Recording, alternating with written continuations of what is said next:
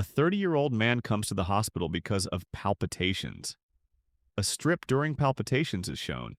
Adenosine is given in 6, 12, and 18 milligram doses producing symptoms, but the arrhythmia persists.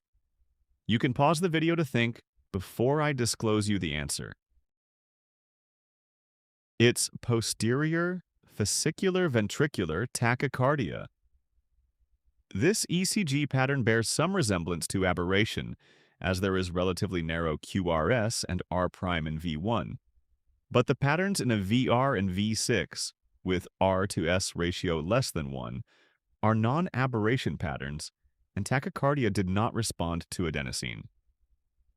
The precordial pattern is not consistent with preexcited tachycardia, and another important differential is papillary muscle origin. But lack of a Q wave in V1 and presence of Q in lead 1 are against papillary muscle origin. Thanks.